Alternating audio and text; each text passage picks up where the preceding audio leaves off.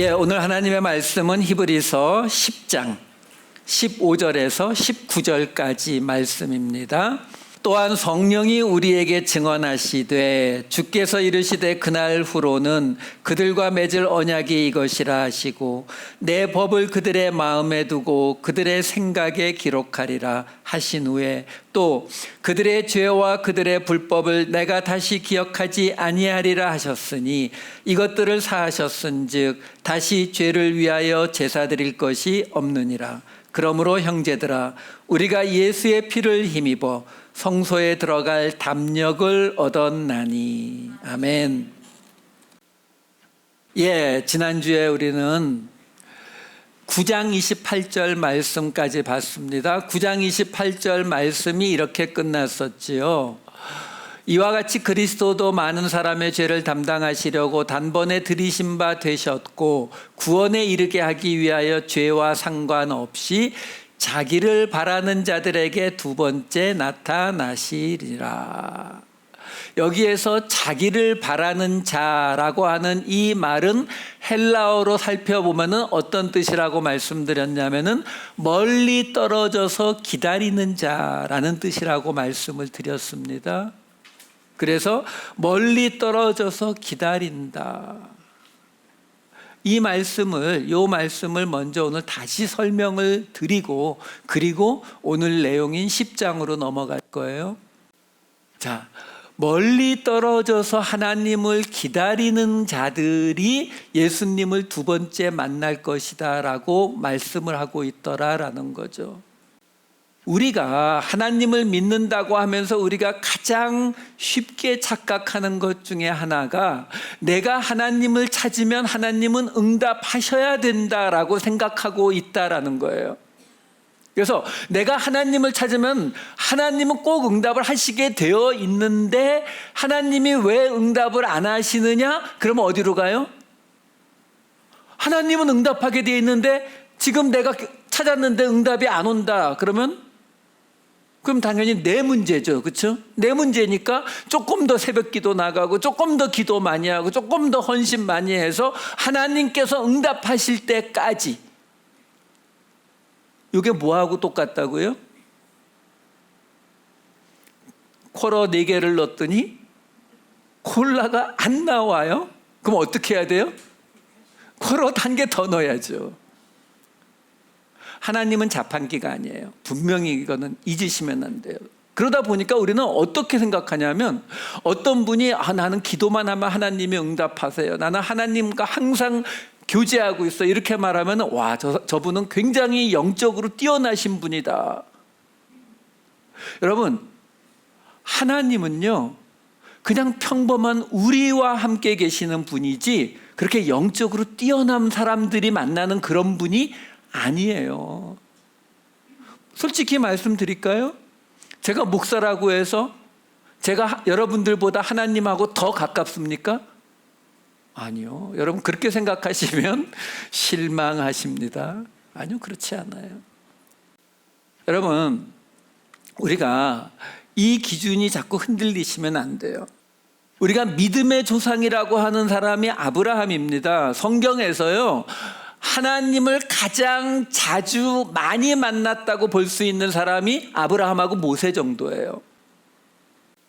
그런데요, 창세기를 보시면은 하나님이 아브라함에게 처음 나타나신 게 창세기 12장이에요. 그때 아브라함이 75세에 그 하나님을 만나서 하란을 떠나서 약속의 땅으로 갑니다. 그리고 아브라함이 죽는 이야기가 창세기 25장에 나오는데 그때 아브라함이 몇 살이라고 나오면 175세에 죽어요. 그러니까 창세기 12장부터 25장까지 몇 년이요? 100년이요.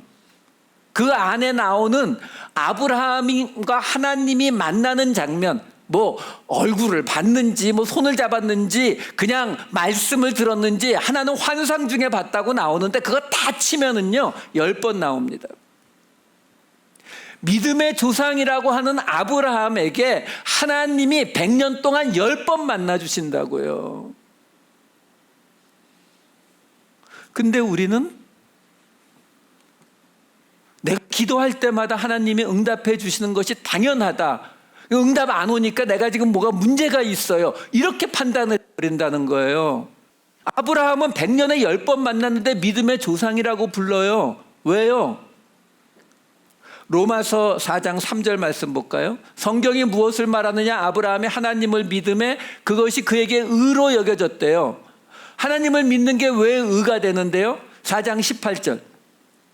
아브라함이 바랄 수 없는 중에 바라고 믿었기 때문에요.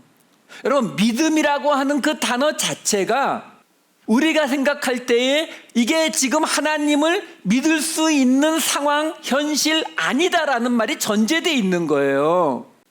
아브라함이 왜 믿음의 조상이라고 불려지느냐? 믿을 수 없는 모든 상황 속에서 평균 10년에 한 번 나타나시는 그 하나님을 믿었다는 거예요. 그래서 그걸 그의 의로 봤다라고 말하는 거거든요.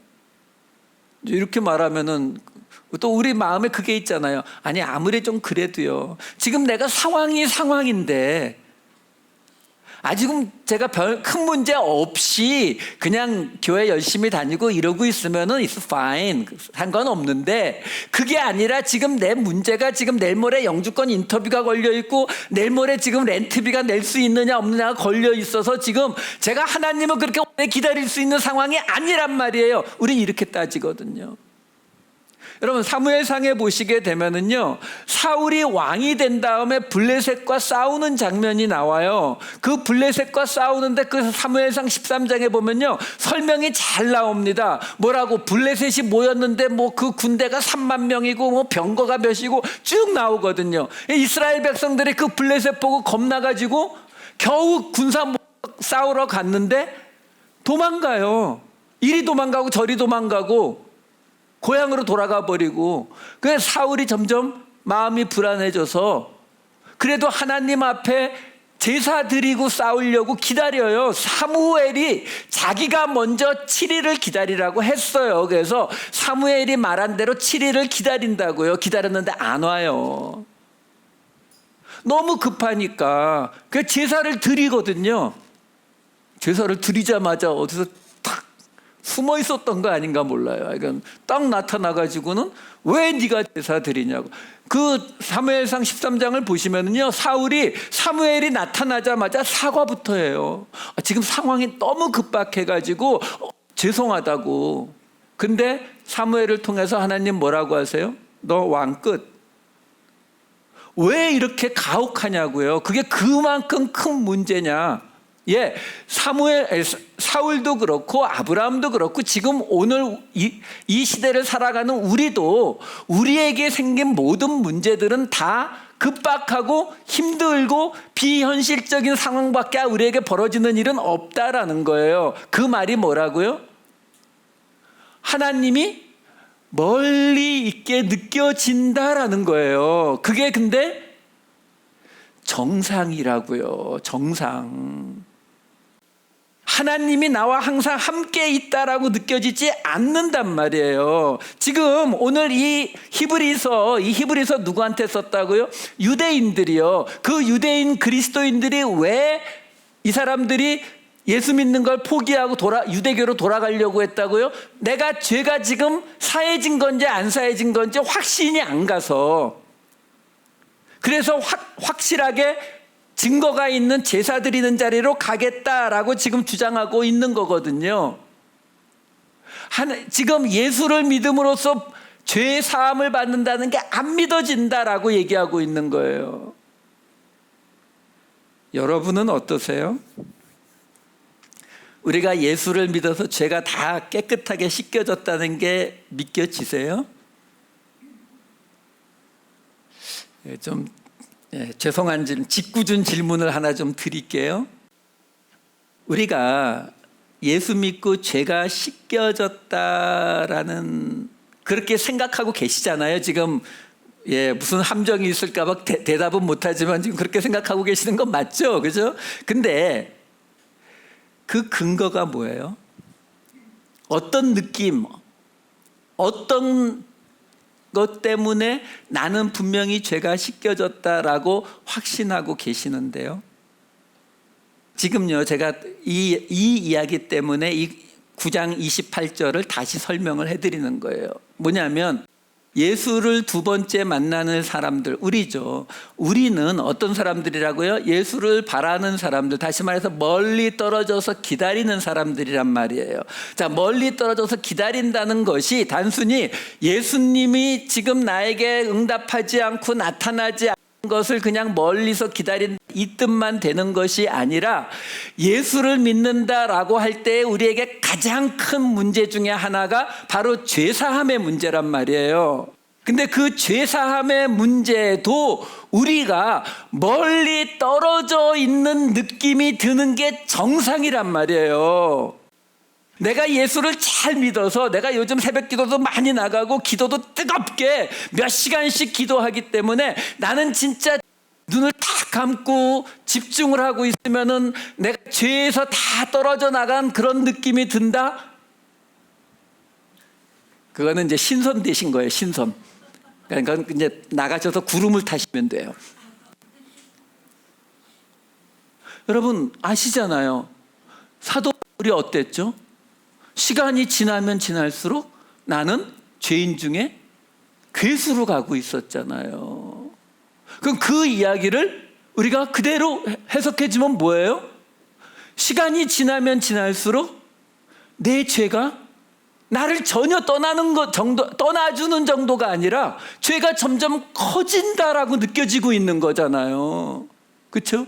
그러니까 죄 사함을 받았다라고 하는 그 느낌이나 그 죄 사함을 받았다라고 하는 그 확신이 시간이 지나면 지날수록, 내가 예수를 열심히 믿으면 믿을수록 그 확신이 강해져 줘야 되는데, 그게 아니라 정반대로 거기에서 점점 멀어지는 느낌이 드는 것이 정상이란 말이에요.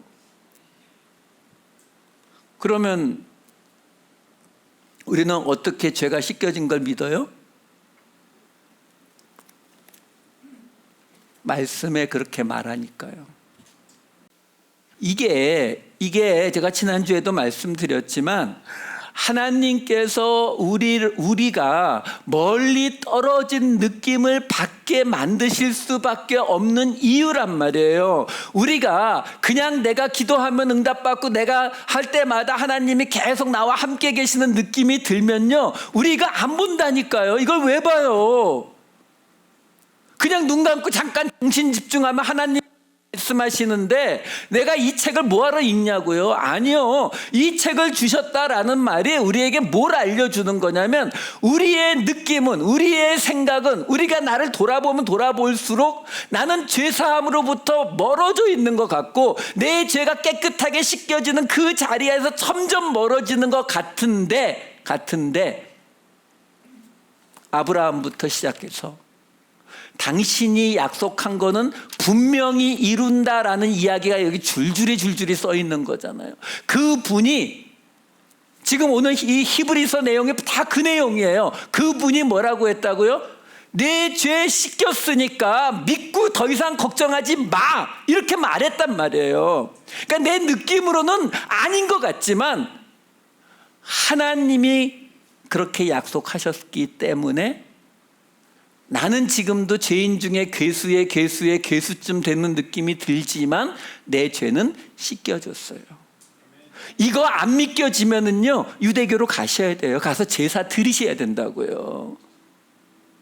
히브리서 이 기자가 지금 이 유대인 그리스도인들에게 죄사함의 문제를 설명하는 결론이 결국은 그 얘기예요. 많은 논리를 가지고 설명하지만 결국은 뭐예요?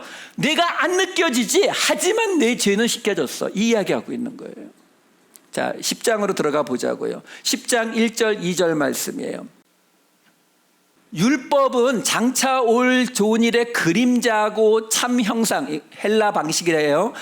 그런 건데, 대속죄일, 1년에 한 번씩 대속죄일이 오게 되면은 해마다 또 제사를 드린다, 해마다 다시 또 제사를 드린다라는 이야기는 그 제사가 온전한 것이 아니라 부족한 것을 의미하는 것이 아니냐. 3절 4절로 넘어갑니다. 그러면 율법의 제사들은 정말 필요 없는 것들이냐? 아니다. 그래도 그 1년에 한 번씩 대속죄일에 제사를 드리는 걸 통해서 사람들이 우리가 아직도 죄 속에 있구나라는 것을 깨닫게는 한다. 하지만 소나 염소를 잡아서 드리는 그 제사가 우리의 죄를 온전히 씻겨주는 것은 아니다. 그 설명해 주고 있는 거예요. 자, 그 다음에 5절부터 7절로 넘어갑니다. 자, 여긴 좀 복잡해요. 그렇기 때문에 세상에 임하실 때에 제사와 예물을 원하지 아니하시고 오직 나를 위하여 한 몸을 예비하셨다. 번제와 속죄제는 기뻐하지 아니하시나니 이에 내가 말하기를 하나님의 보시옵소서 두루마리 책에 나를 가리켜 기록된 것과 같이 하나님의 뜻을 행하러 왔나이다 하셨느니라. 이게 시편 40편을 인용한 건데요. 그냥 읽으면 잘 와닿지를 않아요. 근데 요 말에, 요 인용한 말에 대한 설명이 8절과 9절이에요. 8절, 9절 보여주세요. 거기 뭐라고 나오냐면은 위에서 지금 그 시편 말씀을 인용하기를 뭐라고 말했느냐. 하나님이 제사나 예물과 번제나 속죄제 같은 거 원하지도 않고 기뻐하지도 않는데 그 후에 말씀하시기를 내가 하나님의 뜻을 행하러 왔다고 했으니까 그 말은 첫째 것을 폐하고 둘째 것을 세운다는 이야기가 아니냐. 잘 안 와닿으시죠? 뭔 소리인지. 예. 그럴 줄 알고 있어요. 이제 다시 그래서 지금 요 8절 9절이 5절부터 7절은 설명한 건데 설명도 잘 이해가 잘 안 돼요. 근데 요 이야기가 시편 40편 6절 7절을 인용해 온 걸 설명한 거거든요. 그러니까 시편 말씀을 가지고 제가 설명을 해드릴게요. 무슨 얘기냐면 이렇게 돼요.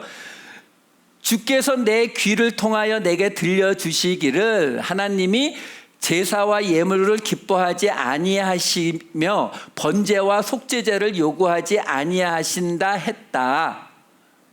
근데 그때에 내가 말하기를 내가 왔나이다 나를 가리켜 기록한 것이 두루마리 책에 있나. 이거 그 다윗이 쓴 시편이거든요. 그러니까 지금 다윗이 뭐라고 말하는 거냐면 하나님께서 내 귀에다가 하나님이 제사와 이 번제나 이런 걸 기뻐하지 않으신다라고 나한테 말했는데 그때 내가 하나님에게 내가 왔나이다 나를 가리켜 기록한 것이 두루마리 책에 있나이다라고 말했다. 이게 다윗이 말했다는 거예요. 근데 문제는 두루마리 책이라고 하는 건 성경을 말하는 거거든요. 그래서 성경에 다윗에 대해서 기록된 게 아니라 지금 이 히브리서 기자는 뭐라고 하는 거예요? 그거는 예수 그리스도에 대해서 기록된 이야기다. 근데 무슨 얘기냐면은 다윗이 뭐라고 말했냐면은 하나님이 제사와 번제와 예물을 기뻐하지 않는다라고 말했고 그 말하고 났는데 그때에 예수님이 말하기를 내가 왔나이다라고 말했다는 거죠. 그러니까 하나님이 제사와 번제를 기뻐하지 않는다라고 말했는데 예수님이 나타나서 내가 왔습니다. 나를 가리켜 기록한 게 있습니다라고 말했다는 이야기는 지금 그 앞에 하나님이 기뻐하지 아니하시는 제사와 번제나 이거는 이제 끝난 거고 그래서 예수님이 그 두 번째 제사 방식을 가지고 오셨다는 말의 뜻이다라고 설명하는 거예요. 자, 다시 8절 9절을 보여주세요.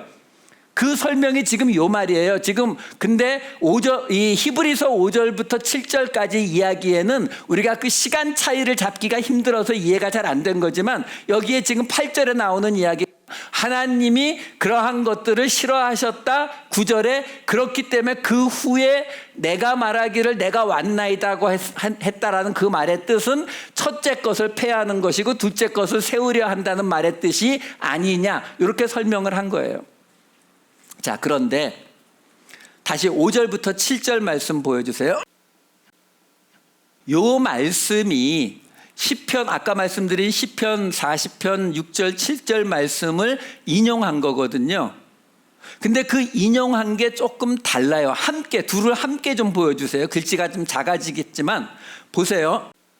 지금 시편 40편 6절에서 7절 말씀과 그 다음에 히브리서 10장 5절에서 7절 말씀이 사실 내용상으로 거의 같습니다. 하나님께서 예물과 제사 같은 거 다 싫어하시고 그리고 예수님에 관해서 언급된 것이 두루마리 책에 있다라는 이야기는 거의 같아요. 근데 지금 이 둘 사이에 가장 큰 차이점이 어디에 있냐면 시편 40편 6절과 그 다음에 히브리서 10장 5절에 큰 차이가 하나 나타납니다. 뭐냐면 지금 시편 40편 6절 말씀을 보면은 주께서 내 귀를 통하여 내게 들려주시기를 제사와 예물을 기뻐하지 아니하신다라고 말했다는 거예요. 근데 히브리서 10장 5절 말씀을 보시면 주께서 세상에 임하실 때 이르시되 하나님이 제사와 예물을 원하지 아니하시고, 이건 똑같은데 문제는 그 다음에 뭐라고 나와요? 오직 나를 위하여 한 몸을 예비하셨도다. 그러니까 이 부분이 틀려요. 지금 어떻게 되어 있는 거냐면 시편에서 내 귀를 통하여 내게 들려주시기를 이라고 말한 부분을 히브리서에서는 지금 뭘로 번역하고 있는 거냐면 나를 위하여 한 몸을 예비하셨다, 이렇게 지금 번역을 하고 있다라는 거예요. 왜 이렇게 큰 차이가 날까요? 지금 이 히브리서에 인용된 거는 어떤 성경에서 인용했어요? 헬라어 성경 70인역 성경에서 인용했어요. 제가 전에 말씀드렸죠. 이 히브리어로 된 구약 성경 마소다라고 하는데 이 마소다 성경은 직역이에요. 근데 이 70인역 성경은 의역 성경이에요. 의역 성경이라는 말은 그 단어에 맞는 그 단어에 맞는 단어를 쓰는 것이 아니라 전체 문맥에 맞게 이 뜻이 통할 수 있는 쪽으로 해석을 해내는 게 의역이란 말이에요. 그러니까 그 70인역 성경에 그렇게 의역을 해놨기 때문에, 어떻게 의역을 해놨다고요? 내 몸을 예비하셨다, 한 몸을 예비하셨다라고 이거를 번역을 해놓은 거예요. 어떤 거를요? 오리지널은 내 귀를 통하여 내게 들려주시기를이라는 말을 나를 위하여 한 몸을 예비하셨다라고 의역을 했다라는 거죠. 여러분, 오늘 이런 게 이따가 또 한 번 나올 거예요. 무슨 얘기냐면 이런 것들을 놓고 이게 맞다 저게 맞다를 따지지 마세요. 왜냐하면 어차피 이게 번역이기 때문에 한계가 있어요. 어떤 분들은 지금도 뭐 킹제임스 번역 또는 한글은 개역개정 많이 뭐 하나님이 주신 성경이다 이렇게 말씀하시는데, 아니요, 그렇지 않아요. 사람들이 왜 성경의 양이 방대하기 때문에요. 번역하다가 보면은 어떤 곳에는 실수도 나오고 어떤 곳에서는 잘못된 번역도 나와요. 근데 어떤 성경 버전은 이쪽 번역이 막 좋고 어떤 건 이쪽이 좀 모자라고 뭐 그런 거예요. 그런 것들을 아니 하나님의 말씀은 요만큼도 틀린 것이 없고 완전한 건 그건 오리지널 본. 그거 원하시면 히브리어하고 헬라어를 공부하셔야 돼요. 예, 추천은 해요. 저는 안 하지만 하여간. 자, 그 이야기는 지금요 이 이야기 속에서 쉽게 이렇게 말씀드리는 거예요. 시편에 하나님께서 내 귀를 통하여 내게 들려주시는 요 말이, 이 말을 헬라어로 번역하던 사람들 입장에서는 이거는 그냥 이렇게 번역하면은 유대인들은 알아먹을지 몰라도 대부분의 헬라어를 사용하는 사람들은 못 알아먹는다. 그러니까 알아먹을 수 있게 바꾸자라고 해서 바꾼 게 나를 위하여 한 몸을 예배하셨다로 바꿔진 거란 말이에요. 그러면 이걸 따라가 보면은 이게 뭘 뜻하는지를 알 수가 있지요. 여기에서 지금 내 귀를 통하여 들려주시기를이라고 나와 있는 이 말에 해당되는 히브리어 단어가 뭐냐면은 카리타라는 단어예요. 카리타. 이 카리타라는 단어는 카라라는 단어에서 온 단어인데 어떤 뜻이냐면은 파다 뜻이에요. 땅을 파다 또는 구멍을 뚫다, 구멍을 파다 이런 뜻이에요. 그러니까 내 귀를 통하여가 귀의 구멍을 통하여, 그렇죠? 그래서 우리 이 표준 세번역 성경을 보면은 여기를 뭐라고 번역했냐면 내 귀를 열어주시고 이렇게 번역을 해요. 뭐 구멍을 팠으니까 귀를 열어주신 게 맞겠죠, 그렇죠? 근데 그렇게 봐도 틀리지 않아요. 틀렸단 말 하고 있는 거 아니에요. 지금요 구멍을 파다 그러면은 별로 느낌이 없는데 귀에 구멍을 뚫다라고 보면은 뭔가 떠오르는 게 있어요. 뭐가 있냐면 신명기에 보시면은 신명기 15장에 보시면은요. 같은 유대인을 내 종으로 삼았을 때에는 그 유대인 종은요 6년을 데리고 있으면은 그 다음에 7년째에는 돌려보내야 돼요.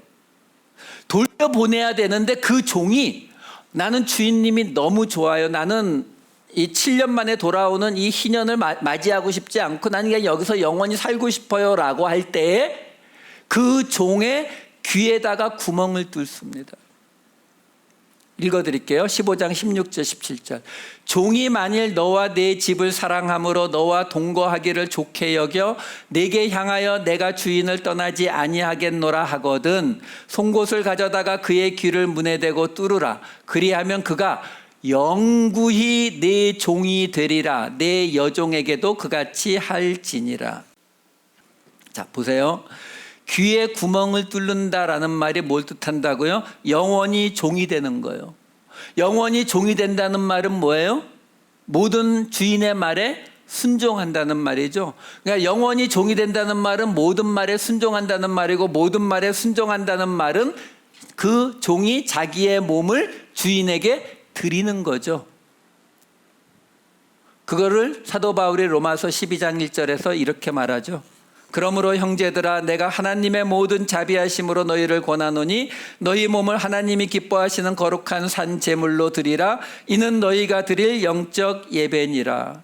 사도 바울이 말하는 예배가 지금 어떤 것이 예배라고 말을 하고 있냐면 그거는 영적 예배고 우리가 드리는 예배는 영적 예배는 아니죠 라고 말하신다면 저도 더 이상 할 말이 없어요. 왜? 우리가 예배가 우리끼리 모여서 드리는 것이 아니라 영이신 하나님께 드리는 거거든요. 그 영이신 하나님께 드리는 예배라면 그 예배는 영적 예배죠.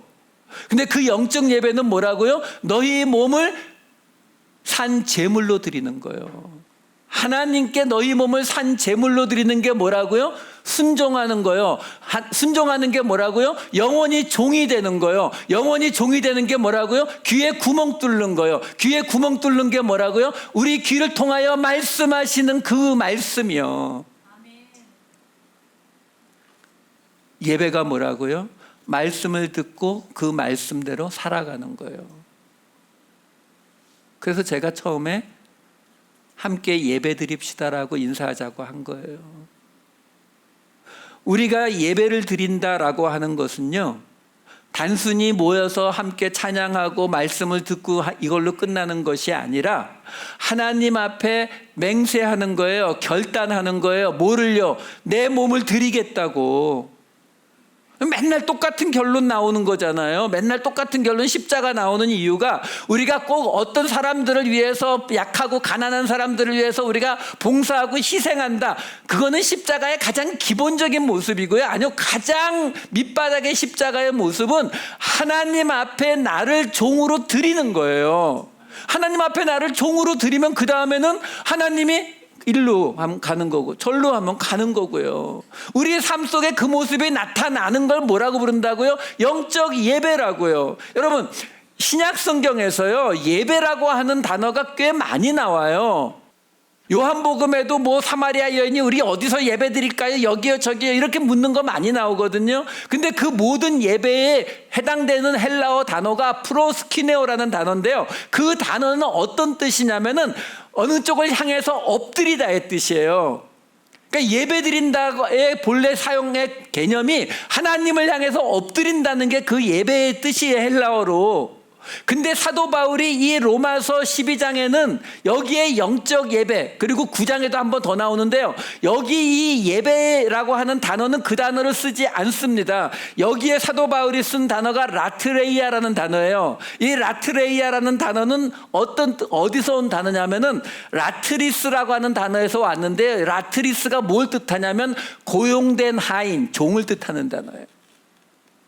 그러니까 사도 바울이 지금 이 로마서 이 이야기를 할 때 그가 말하는 영적 예배의 개념이 뭐냐면 종이 되는 거 말한다고요. 하나님의 온전한 종이 되는 거요. 목사만 주의 종, 이런 말 듣지 마세요. 함께 예배 드립니까? 하나님 앞에 우리 모두가 종으로 서겠다라는 그 맹세가 같이 들어가는 거예요. 하나님이 가라는 대로, 하나님이 죽으라면 죽겠습니다 하는 그 말이 나오는 것이 하나님 앞에 올려지는 예배다라는 거예요. 자, 5절부터 7절에 나온 5절부터 7절 다시 보여주세요. 그래서 주께서 세상에 임하실 때에 께서 세상에 임하실 때에 뭐라고 말씀하시냐면 저런 것들을 원하지 아니하시고 오직 한 몸을 예비하셨다라고 번역을 해버린 거예요. 이게 시편에 뭐라고 나왔었다고요? 내 귀에 구멍을 뚫고 말씀하시는 것을 뭘로 바꿨다고요? 한 몸을 예비하셨다. 어떤 몸이요? 하나님 앞에 종이 되어서 드려지는 몸을 예비하셨다라고 이 히브리서 10장 5장 7절에서 그 이야기를 가지고 설명해 주고 있다라는 것입니다. 자, 그 다음 이제 10절로 넘어갑니다. 그 뜻을 따라서 어떤 뜻이요? 하나님께서 우리를 하나님의 종으로 삼으시고 우리가 하나님의 뜻대로 살게 되는 것을 위해서 예수님이 단번에 그의 몸을 들이셔서 몸을 들이시는 거라니까요. 그게 왜? 예수님도 하나님 앞에 예배드리고 계시는 거라고요. 그걸 통해서 우리가 거룩함을 얻었다. 자, 11절부터 14절이요. 다시 또 율법과 비교합니다.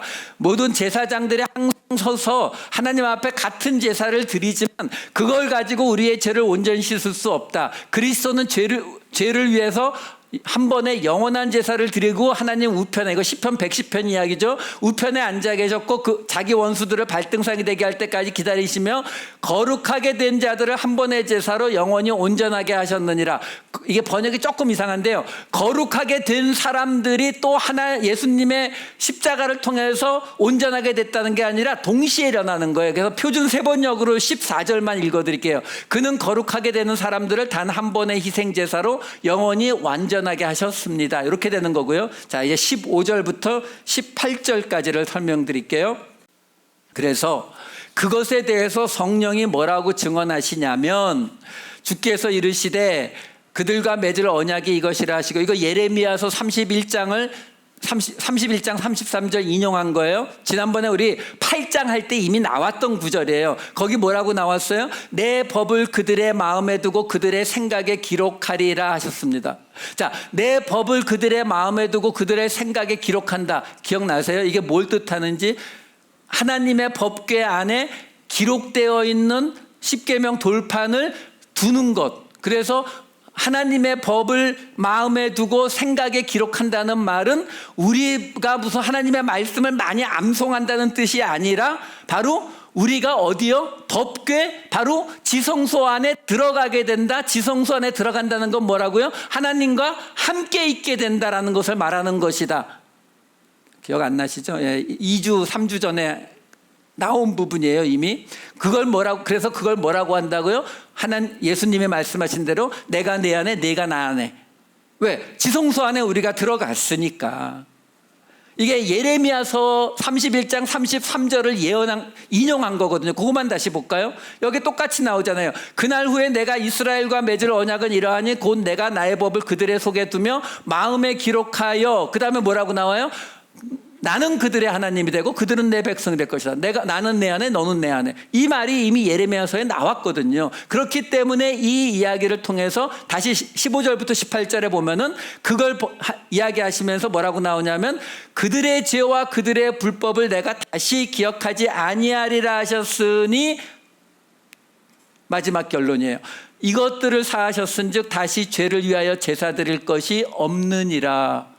지금 그 유대인 그리스도인들, 자기의 죄의 문제가 해결되지 않아서 그렇게 낑낑거리고 있는 그 사람들에게 지금 마지막, 지금까지 끌고 나온 그 모든 이야기의 맨 마지막, 자, 설명 다 했는데 이렇게 죄 사함 받은 거야. 내 느낌, 내 생각, 하나님이 이렇게 죄 사함 했대잖아. 그러니까 더 이상 제사 드릴 거 없어. 흔들리지 마. 이 이야기하는 거예요. 그러면서 이제 19절에 그러니까 이제 너희들의 죄가 분명히 씻겨졌다는 걸 하나님이 확인시켜 줬으니까, 그러므로 형제들아, 우리가 예수의 피를 힘입어 성소에 들어갈 담력을 얻었나니. 우리의 죄가 씻겨졌으니까 이제는 우리가 성소에 들어가도, 다시 말해서 성소에 들어가는 게 뭐라고요?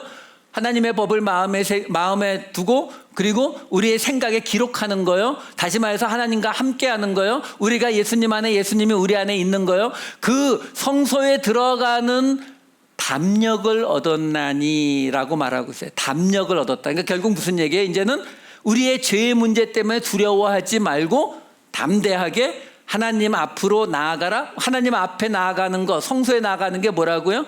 예배요. 그렇죠? 그 예배의 자리에 나오라라고 말하고 있거든요. 그런데 여기에서 지금 이 담력을 얻었다라는 이 말이요, 이 말이 헬라어로 파르레시아라는 단어예요. 근데 이 파르레시아라고 하는 이 단어가 어떤 단어냐면은, 파라라는 단어는 올이에요. 모든 것. 그리고 뒤에 따라 나오는 이 흐레오라고 하는 거는 말하다의 뜻이에요. 그래서 직역하면은, 이 파르레시아라는 단어는 직역하면 무슨 뜻이냐면 모든 걸 다 말하다예요. 그래서 이 말의 뜻이 뭐냐면, 용기, 담력, 이런 뜻으로 사용이 돼요. 그러니까 이거는 성경과 관계없이 헬라어니까 그리스 시대에 용기 있는 자는 어떤 사람을 용기 있다고 했냐면, 뭐 칼 앞에 그냥 딱 하고 자신 있게 나타나는 이런 사람이 아니라 자기가 생각하는 바를 다 말로 쏟아낼 수 있는 사람을 용기 있다고 했어요. 그리스 처음 민주주의가 시작된 곳 답잖아요. 그렇죠?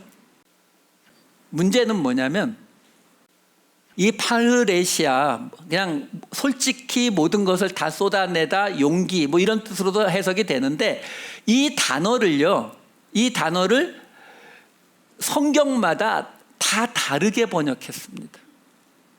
뭐라고 번역을 했냐면, 이 파르레시아라고 하는 요 히브리서 10장 19절의 요 단어를 라틴어 성경에서는요, 확신이라고 번역했어요. 뭐 확신이나 뭐 담력이나 뭐 큰 차이 없죠. 우리가 생각하는 것처럼. 그렇죠? 그러니까 이렇게 생각하시면 돼요. 우리가 이제 죄가 해결됐으니까 예수의 피를 힘입어서 성소에 들어갈, 하나님 앞에 예배 드릴 수 있는 확신을 얻었나니, 뭐 말되죠? 종교개혁가 마르틴 루터는요, 이 단어를 기쁨이라고 해석을 해버립니다. 번역을요. 틀린 건가요? 제가 아까 의역과 직역을 설명해 드린 거예요. 무슨 말이냐면, 마르틴 루터가 볼 때에 우리가 우리의 죄사함을 하나님께서 이루셨다는 것을 온전히 믿으면, 그러면 이제 우리가 하나님 앞에 성소에 나아가는, 하나님 앞에 예배로 나아가는, 그게 뭐가 된다고요? 기쁨이 된다라고 보는 거예요. 이해가 되죠? 왜? 마르틴 루터가 가장 매달렸던 게 뭐예요? 은혜의 구원이잖아요. 그러니까 지금 마르틴 루터는 이 이야기 속에서 어디에 포커스하고 있는 거예요? 우리가 그 죄사함을 받고 깨끗하게 씻겨져서 하나님 앞에 예배 드릴 수 있는 장소로 나오게 된 거는 온전한 하나님의 은혜로 이루어진 건데, 그거 같이 기쁜 게 어딨냐. 그러니까 그 기쁨을 가지고 하나님 앞에 나아가라. 기쁨을 가지고 하나님 앞에 예배 드려라. 이렇게 하려고 이걸 그렇게 번역을 해놓은 거예요.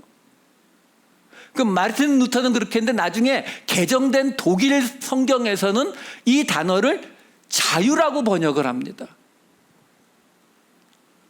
어떤 뜻일까요? 그동안에는 내 죄의 문제가 해결되지 않아서 하나님 앞에 나오면서도 제대로 나오지 못하고 항상 한 발자국 뒤로 물러서고 불안해하고 그러다가, 이제 예수 그리스도를 통해서 우리의 죄가 씻겨졌다는 것이 확신이 되니까, 그것이 온전히 깨달아지면은 우리는 하나님 앞에 자유롭게 나갈 수 있는 거다. 그걸 강조하고 있는 거예요. 거기에 비해서 이 킹 제임스 번역은 담대함으로 번역해. 그건 지금 여기 나온 거와 거의 비슷하죠. 이 리빙 바이블은 이 단어를 권리라고 번역을 합니다. 권리. 무슨 얘기예요? 하나님 앞에 나아가게 된 거, 하나님 앞에 예배드리러 가게 된 것이 예수 믿는 자의 권리라는 거죠. 아무에게나 주어지는 것이 아니다라는 쪽에 지금 이 리빙 바이블은 포커스를 두고 이 단어를 번역하고 있는 거예요. 여러분, 지금 제가 간단하게 하나님의 성소에 나아가는 것, 하나님께 예배 드리는 것, 이렇게 하면 이게 큰 문제가 없어요. 근데 우리 앞에서 이 히브리서가 말하는 예배가 어떤 뜻인지 봤잖아요. 히브리서가 말하는 예배가 뭐라고요? 귀를 뚫는 거요. 귀를 뚫는 거, 영원한 종이 되는 거요. 우리 몸을 드리는 거요. 산제사로 드리는 거요. 여러분, 너희 몸을 산제사로 드려라라는 이런 말들이요. 우리가 지금은 우리가 가진 모든 것으로 하나님 앞에 헌신하는 건가 보다 이렇게 받아들이겠지만, 이 책이 쓰여질 2000년 전에는 너희 몸을 거룩한 산 제사로 드려라 그러면 사람들이 어떤 느낌이 와요? 나 죽여서 실제로 갈기갈기 쪼개가지고 불에 태우겠다는 그 말로 들어온단 말이에요. 그 말에 아멘 할 수 있느냐라는 거죠. 그래서 물은 거예요. 함께 예배 드립시다. 함께 예배 드립시다. 함께 죽는 자리로 갑시다. 그러니까 결국 그 얘기가 뭐예요? 로마 콜로세움에서 사자굴에 떨어져서 죽어가던 그 그리스도인들이요, 그들이 그 자리에서 두려움에 떨면서도 찬양을 부르며 죽어갔다고 했잖아요. 그게 뭐라고요? 영적 예배라고요. 그 말씀 그대로 갔잖아요. 그들의 몸을 거룩한 산 제물로 드리는 영적 예배를 드려낸 거거든요. 지금 우리는 그 자리까지 가지는 않지만 함께 예배를 드린다라는 말은 우리가 죽는 자리로 내려가는 것, 우리의 몸을 거룩한 산제물로 드리는 그것이 기쁨이 되고 자유가 되고 우리만 할 수 있는 권리로 느껴질 때에 그것이 우리가 온전히 예수 그리스도를 두 번째 보는 사람들이 될 것이다 라고 우리에게 말해주고 있다라는 것입니다.